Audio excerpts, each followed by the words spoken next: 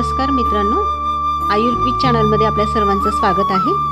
मित्रांनो, आपल्यापैकी बऱ्याच जणांना घरचं ताण, टेन्शन, कामाचा तणाव यामुळे त्यांची दिनचर्या बिघडलेली आहे। जेवणाच्या वेळा नियमित नाहीयेत, रात्री झोप नीट येत नाहीये, त्यामुळे आपण खाल्लेलं अन्नही नीट पचत नाही। ज्यांना आंबट पाणी, छातीत जळजळ होणे, पोटात गॅसेस होणे, तोंडामध्ये गुळण्या येणे, मळमळ, उलटी, खाल्लेलं काहीच पचत नाही, पित्त होणाऱ्या लोकांसाठी हा व्हिडिओ अतिशय महत्त्वाचा आहे। याचं कारण काय तर व्हिडिओच्या शेवटी एक घरगुती पित्त कमी करणारं चूर्ण आपण बघणार आहोत आणि जन्मभर पित्ताच्या गोळ्या घेण्यापेक्षा हे चूर्ण जर तुम्ही लाईफ लॉंग घेतलं तर याचे काहीच साईड इफेक्ट्स नाहीत। रोज वापरायचे पदार्थच यामध्ये आहेत आणि त्याची कृती पण अगदी सोपी आहे। त्यामुळे मित्रांनो, व्हिडिओ शेवटपर्यंत बघा आणि आणखीन एक महत्त्वाचं, तुम्ही जर चॅनलवर नवीन असाल तर प्लीज चॅनलला सबस्क्राईब करा। व्हिडिओ बनवायचा आमचा उत्साह आणखीन वाढतो। मित्रांनो, क्विजचे उत्तर तुम्हाला माहीत असेल तर प्लीज कमेंट करा। पहिला प्रश्न आहे, रिकाम्या पोटी पित्त शांत करण्यासाठी कोणता घरगुती उपाय सर्वात योग्य आहे? पर्याय क्रमांक 1 गाईचं तूप, खडीसाखर, पर्याय क्रमांक 2 लिंबू सरबत आणि चिया सीड्स, पर्याय क्रमांक 3 हळद आणि आलं चहा, पर्याय क्रमांक 4 लसूण आणि मध। योग्य उत्तर आहे गाईचं तूप आणि खडीसाखर। आयुर्वेदानुसार तूप पित्तशामक, थंड, स्निग्ध आणि बुद्धी वाढवणारा आहे। त्यामुळे पित्तामध्ये वाढलेली उष्णता, दाह, डोकेदुखी आणि चिडचिड तुपामुळे कमी होते। खडीसाखर गोड थंड गुणामुळे आम्लपित्तातील दाह, जळजळ, तोंडाचा कोरडेपणा, उलटी, तहान कमी करते। मित्रांनो, तुम्हाला बीपी, शुगर, कोलेस्ट्रॉल हे आजार नसतील तर हा पित्त कमी करण्याचा उपाय सर्वोत्कृष्ट आहे। सकाळी अनुशापोटी 1 चहाचा चमचा गाईचं तूप आणि तेवढंच खडीसाखरेचं पावडर कोमट पाण्यासोबत घ्या, पित्त नक्कीच कमी होतं। पुढचा क्विज आहे, रात्री पाण्यात भिजवून सकाळी खाल्ले तर पित्त कमी करणारा पदार्थ कोणता?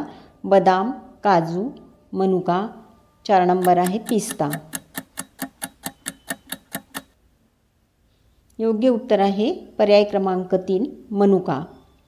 मनुकानी शीतला, पित्तहारिणी, रसवृद्धिकारकाणी असं वर्णन ग्रंथामध्ये मनुकाबद्दल आलेलं आहे।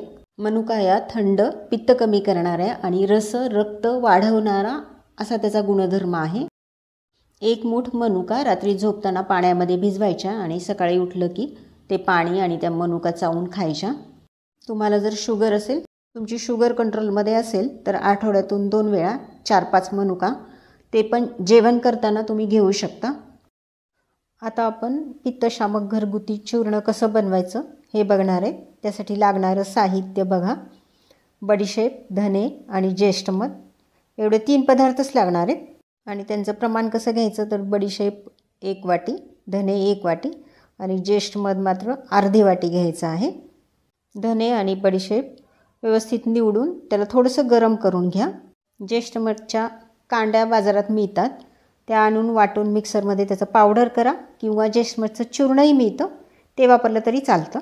हे सगळं मिक्स करून काचेच्या हवाबंद बाटलीमध्ये भरून ठेवा। आता हे कसं घ्यायचं तर त्याची पद्धत बघूयात। अनुशापोटी 1 ग्लास पाण्यामध्ये 1 चमचा पावडर टाकायचं, चांगलं मिक्स करून घ्या। आणि जर तुम्हाला पोट दुखत असेल, गॅस होत असतील तर कोमट पाणी वापरा। मित्रांनो, 3 ते 4 आठवड्यानंतर ॲसिडिटी कमी झाल्यावर तुम्ही ज्येष्ठ मध बंद करा आणि बडीशेप आणि धने मात्र तुम्ही नेहमीसाठी वापरू शकता। मित्रांनो, हा उपाय तुम्ही नक्की करून बघा, याचे फायदे खूप चांगले आहेत।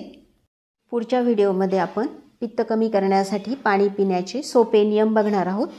त्यासाठी पुढचा व्हिडिओ नक्की बघा।